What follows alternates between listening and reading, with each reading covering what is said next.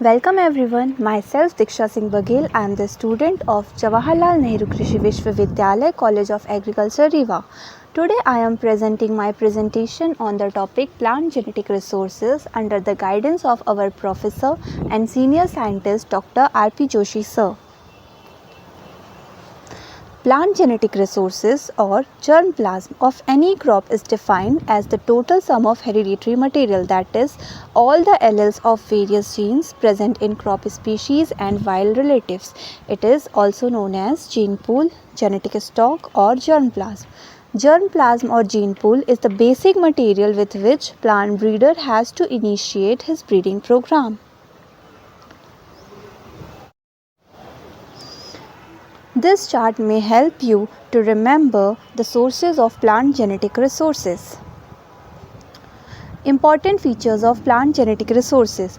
Gene pool represent the entire genetic variability or diversity available in crop species. It consists land races, modern cultivars, obsolete cultivars, breeding stock, wild forms and wild species. Germplasm include both cultivated and wild species. It is collected from Center of Diversity, gene banks, gene sanctuaries, farmer fields, market and seed companies. It is the basic material for launching a crop improvement program. It may be indigenous, that is collected within country, or exotic, that is collected from foreign countries.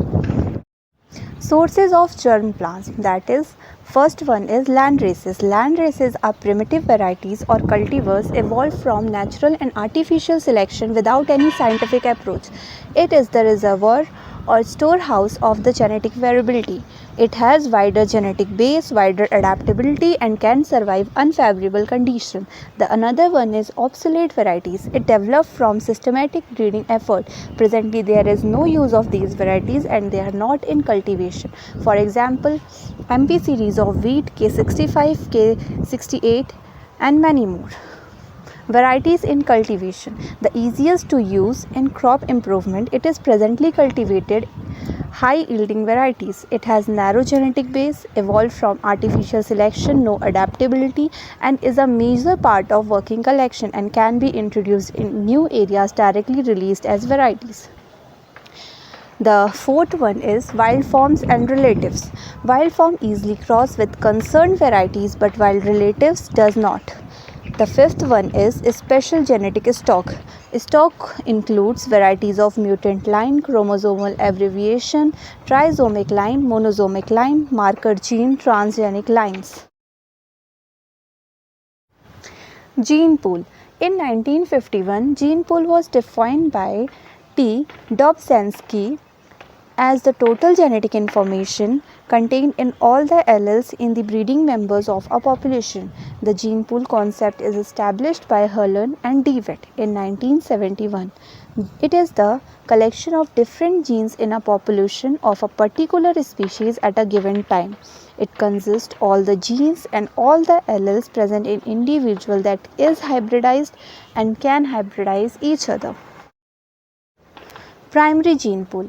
It includes all the strains of concerned crop species which can be hybridized easily. Resulting hybrid is vigorous, fertile, show normal segregation. It is also known as gene pool 1 or GP1. The members of GP1 are used in breeding programs. Secondary gene pool. It includes all those related species that can hybridize with GP1 or gene pool 1 with some to considerable difficulty. Resulting hybrids is partially fertile due to ploidy difference. Chromosomal abbreviation gene transfer is possible but usually difficult. It is also known as gene pool 2. The members of GP2 are often used. Tertiary gene pool is most diversified group. It is crossed with GP1 with considerable to great difficulty and also requires special techniques. It is also known as GP3. The members of GP3 are used occasionally. Now we are going to study about germplasm conservation. The germplasm is conserved in such a way to maintain their viability and vigor intact. It can be conserved by in situ conservation and ex situ conservation. In situ conservation of germplasm in their own natural habitat or in the area where they grow naturally or in the area where maximum diversity is present. Ex situ conservation is the conservation of germplasm away from their natural habitat. It conserved by 5 ways. seed gene bank, plant banks, shoot tip gene banks, cell or organ gene banks, and DNA gene banks. This flowchart may help you to understand the germplasm conservation approaches, that is ex situ and in situ, and their further types.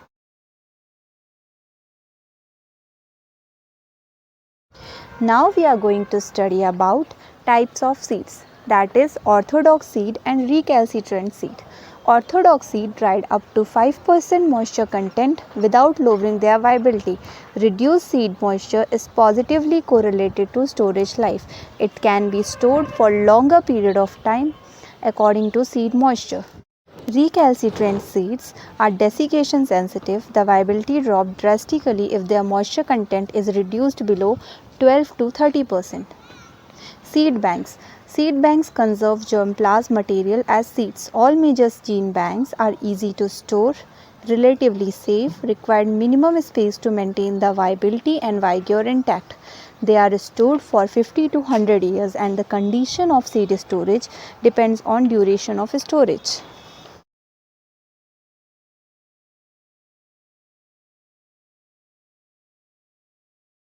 The next one is field gene bank. The orchards are taken as field and the fruits or vegetatively propagated crops are grown and maintained. Shoot tip gene bank. Germplasm is conserved as slow growth culture of shoot tip and nodal segments. Regeneration consists of culturing the culture, which may be done in 6 months to 3 years.